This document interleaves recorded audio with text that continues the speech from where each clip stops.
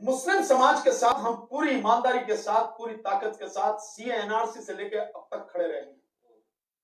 उनकी आवाज उठाने में हमने कोई कसर नहीं छोड़ी पूरे देश में। लेकिन आज जब हम जंतर मंतर पर हमारा प्रोग्राम था, मुस्लिम समाज नदारद था। क्यों नदारद था? हम तो आपकी आवाज उठा रहे हैं ना, हमने तो आपसे कोई वोट नहीं मांगी ना, हमारा तो कोई स्वार्थ नहीं है ना। वो लड़ाई जो ईवीएम की हम लड़ रहे हैं वो तो तमाम मुस्लिम समाज की है। इस देश में अगर मोदी सरकार 2024 में जीत के आ गई, अगर ईवीएम से चुनाव हुआ, तो सबसे ज्यादा और सबसे पहले निशाने पर तो मुस्लिम समाज ही होगा। और है भी। मॉब लिंचिंग किसकी हो रही है? मुस्लिम समाज की। तो मुस्लिम समाज आता क्यों नहीं हमारे साथ? अगर जो लोग आपके सामने खड़े, आपके लिए खड़े हैं, रात दिन आपकी आवाज उठा रहे हैं, आप उनके साथ में नहीं आओगे तो फिर कौन आपके साथ में खड़ा होगा? फिर क्या होगा? नेता विहीन समाज हमेशा मात खाता है, ये उनको सोचना है। तो मैं जो देख पाया हूं, निश्चित रूप से मुस्लिम समाज एक अच्छा समाज है, पर उसकी लीडरशिप चुनने की और लोगों के साथ में खड़े होने की जो तरीका है, बिल्कुल समझ के बाहर है। अगर चेतना की कमी, कुछ नहीं, कोई राजनीतिक चेतना नहीं। असदुद्दीन ओवैसी साहब को वो बुरा भी कहेंगे, वोट भी नहीं देंगे, लेकिन उनकी मीटिंग कहीं भी होगी तो आप देखिए किस तरह से भीड़ आती है अंधाधुंध। तो फायदा क्या उसका? इसके अलावा अगर उनका कोई धार्मिक फंक्शन है, केवल एक आवाज। चलिए भैया, ये हैं भानु प्रताप जी। भानु प्रताप जी काफी चर्चित हैं और पेशे से वकील हैं, एडवोकेट हैं, सुप्रीम कोर्ट के वकील हैं। ये कह रहे हैं कि मुसलमान इनका साथ नहीं दे रहे हैं। ये कह रहे हैं कि मुसलमान ईवीएम के खिलाफ आवाज उठाने के लिए जंतर मंतर पे नहीं पहुंच रहे हैं। ये कह रहे हैं कि इन्होंने सीए प्रोटेस्ट में मुसलमानों का सबसे ज्यादा साथ दिया। देखिए, सबसे पहली बात तो वकील साहब ये है कि आपको मत नहीं देना चाहिए था साथ, आपने बेकार में साथ दिया। दूसरी बात ये कि आप कह रहे हैं कि मुसलमानों में जो है ये कमी है कि वो समझदारी नहीं दिखा रहे हैं और वो साथ नहीं दे रहे हैं। और ये मुसलमानों का मसला है कि ईवीएम को लेकर के आवाज बुलंद किया जा रहा है और मुसलमान जंतर मंतर पे नहीं पहुंच रहे हैं। इस देश में मुसलमानों की आबादी कितनी है? इस देश में मुसलमानों की आबादी मैक्सिमम 20%, हालांकि उतनी भी नहीं है।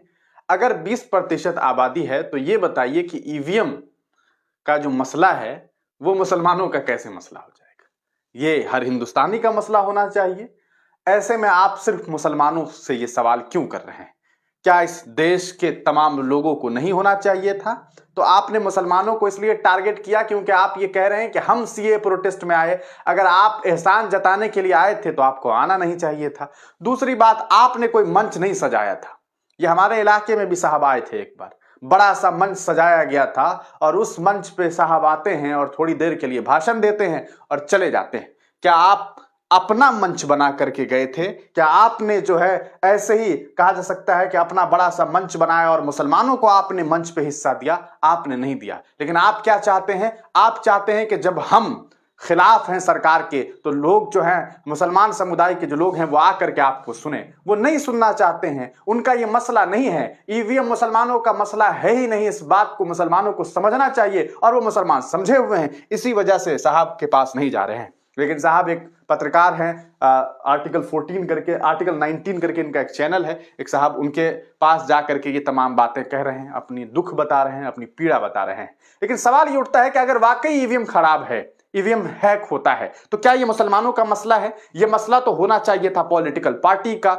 अगर जिस तरह की ये बातें कर रहे हैं कि मैं ये असल में इनका भी एक अपना ग्रुप है, ये इन्होंने बहुजन समाज को लेकर के जोड़ने के लिए एक पार्टी भी बनाई थी। अब हालांकि इसके बारे में भी इन्होंने नहीं बताई, तो बहुजन लोगों को कम से कम इनके साथ होना चाहिए था, आप उन्हें बुला लेते। लेकिन इनका टारगेट मुसलमान था, क्योंकि ये इनका कहना है मैं मुसलमानों के लिए गया था। सबसे पहली बात, अगर आपके पास कोई ये कहता है कि हम मुसलमानों के पास गए थे इसलिए आप हमारे पास क्यों नहीं आ रहे, तो ऐसे लोगों से दूर हो जाइए, क्योंकि ऐसे लोग जो है ये वाकई सही लोग नहीं है। ये सिर्फ और सिर्फ इस्तेमाल करना जानते हैं। और यही वजह है कि भानु प्रताप जी जैसे लोग जो हैं, मैं काफी रिस्पेक्ट करता हूं, इनकी काफी आदर करता हूं, अच्छी बात है, ये अपना आवाज उठा रहे हैं, तो अपनी आवाज उठाइए। आपको लोगों को जोड़ना है तो आप ये ना कहिए कि मुसलमान साथ नहीं दे रहे हैं। मुसलमानों की ये जिम्मेदारी नहीं है। आप ये कह रहे हैं कि मुसलमानों की सबसे ज्यादा लिंचिंग हो रही है, आप ये कह रहे हैं कि मुसलमानों को पे सबसे ज्यादा जुल्म हो रहा है। नहीं भाई साहब, ऐसा नहीं है। आप अगर उत्तर प्रदेश में जाइए, उत्तर प्रदेश में एनकाउंटर हुए हैं, हजारों एनकाउंटर किए गए, आप आंकड़े निकाल के देखिए, ऐसा नहीं है कि मुसलमानों का एनकाउंटर सबसे ज्यादा हुआ है। ये सब फर्जी बातें हैं और मुसलमानों को बदनाम करने की कोशिशें हैं, जबकि ऐसी बातें नहीं है। ठीक है, जुल्म और सितम है, वो हो, कोई मसला नहीं है, इसमें कोई शक नहीं है कि भारतीय जनता पार्टी के विचारधारा के खिलाफ इस हिंदुस्तान में सबसे ज्यादा अगर कोई है तो वो मुस्लिम समुदाय है, और वो शुरू से अंत तक उसके खिलाफ है। कभी इस मामले में मुसलमानों ने कभी भी इस तरह की बातें नहीं की कि हाँ भाई मैं साथ दे रहा हूं, कभी इस पॉइंट पे साथ दिया, कभी उस पॉइंट पे दिया। उन्होंने पूरी तरीके से उनके विचारधारा को खारिज किया है। लेकिन इसका यह मतलब नहीं होता है कि कोई भी इंसान भारतीय जनता पार्टी के खिलाफ हो जाए या फिर उनके विचारधारा के खिलाफ बोले और वहां पर जाके मुसलमान खड़ा हो जाए। यह काम मुसलमानों का नहीं है कि वो भीड़ बन करके जमी रहे। ऐसा कोई भी तरीका और सलीका मुसलमानों के लिए नहीं है। सीधी सी बात है कि आपने सीए प्रोटेस्ट में आकर के अपनी हिस्सेदारी दी। सीए प्रोटेस्ट में देश भर के बहुत सारे लोगों ने बोला। हो सकता है कि आजकल इनका कोर्ट में बहुत ज्यादा मामला नहीं चल रहा हो, इसीलिए इन्होंने जो है ईवीएम के खिलाफ बोलना शुरू कर दिया है। अगर सबसे बड़ी बात है कि ईवीएम में अगर प्रॉब्लम है तो ये सबसे बड़ा प्रॉब्लम किसके लिए होना चाहिए था? यह होना चाहिए था इस देश के विपक्षी दल के नेताओं का, उनके कार्यकर्ताओं का। इस देश में न जाने कितनी ही पॉलिटिकल पार्टी है, न सिर्फ कांग्रेस बल्कि उसके अलावा हर अलग अलग राज्यों में कितनी सारी पॉलिटिकल पार्टीज हैं जो एनडीए विचारधारा से अलग है, विपरीत है। तो क्या अगर उतने नेता, उनके कार्यकर्ता जंतर मंतर में पहुंच जाए तो आपको लगता है कि जंतर मंतर में जगह खाली रहेगी? लेकिन ये उनसे अपील नहीं करके ये मुसलमानों के बारे में कह रहे हैं। मैं साफ साफ ये बात कह देना चाहता हूं कि ये काम मुसलमानों का नहीं है। अब इनको लेकर के सोशल मीडिया पे इनका वीडियो भी लोग साझा कर रहे हैं। एक पत्रकार है वसीम अकरम त्यागी साहब, उन्होंने भी इनका वीडियो शेयर करते हुए लिखा है कि ईवीएम के खिलाफ लड़ाई मुस्लिम समाज की लड़ाई कब से हो गई? और ये बहुत वाजिब सा सवाल है। एडवोकेट भानु प्रताप सिंह किस गुमान में है? उनसे किन मुस्लिम ने कहा कि ईवीएम के खिलाफ लड़ाई लड़े? ऑब्वियस सी बात है, जिस तरह की अपील या कटाक्ष वो मुस्लिम समाज पर कर रहे हैं, क्या ऐसे ही सवाल दलित ओबीसी से कर सकते हैं? क्या आदिवासियों से कर सकते हैं? क्या उन सरवनों से कर सकते हैं जिन्होंने हमेशा भाजपा दक्षिणपंथी राजनीति की मुखालफत की? ईवीएम के खिलाफ लड़ाई मुस्लिम समाज की लड़ाई है, यह कहकर भानु प्रताप सिंह ईवीएम के खिलाफ अपने इस आंदोलन को ही कमजोर कर रहे हैं। और यकीनन इन्होंने इस चीज को कह करके इस आंदोलन को कमजोर करने का काम किया है, क्योंकि ईवीएम का मसला मुसलमानों का मसला नहीं है। अगर यह मसला है तो यह पूरे हिंदुस्तानियों का मसला होना चाहिए था। यह हर उस इंसान का मसला होना चाहिए था जिससे इस देश के संविधान पर यकीन है। लेकिन हकीकत तो यह है कि इन लोगों ने सिर्फ और सिर्फ मुसलमानों का नाम लेकर के एक एंगल देने की कोशिश की है कि यह मुसलमानों का काम है, जबकि ऐसा नहीं है। आप सीधी सी बात समझ लीजिए, अगर इस देश में मुसलमानों के ऊपर जुल्म करने की कोशिशें होंगी तो यकीनन सिर्फ मुसलमानों के ऊपर मसाले नहीं होंगे। किसी शायर ने बड़ी अच्छी लाइन कही थी और वो लाइन काफी खूबसूरत सा लाइन है और बहुत बार ये बात कही जाती है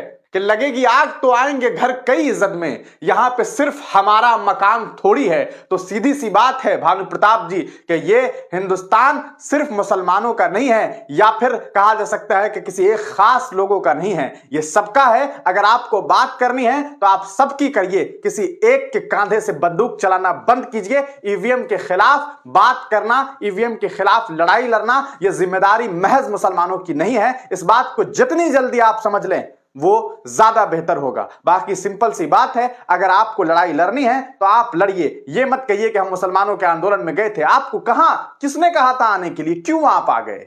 आपको कौन कह रहा था कि आप आइए? आपने दूसरों के मंचों पर जाकर के अपनी आवाज बुलंद की, आपने अपनी पहचान बनाई। उससे पहले आपकी पहचान उस लेवल की थी ही नहीं। आप भले इस बात से इनकार कर दीजिए, लेकिन हकीकत यही है कि आप जैसे लोगों ने मुसलमानों के मंचों का इस्तेमाल किया और उसके बाद अपने चेहरे चमकाने की कोशिशें की। हकीकत यही है, सच्चाई यही है। इसे मानिए मत मानिए ये अलग बात है। आप काफी बड़े हैं, काफी कहा सकता है कि चर्चित नाम है, अच्छी बात है, लेकिन कम से कम किसी एक कौम मजहब के कांधे पर बंदूक रख करके गोली चलाना बंद कीजिए। बने रहिए हिंदुस्तानी मीडिया के साथ। आप तमाम लोग अपनी राय कमेंट सेक्शन में जरूर दीजिएगा। तब तक के लिए दीजिए इजाजत, फिर मिलेंगे किसी नई वीडियो के साथ, किसी नई पेशकश के साथ।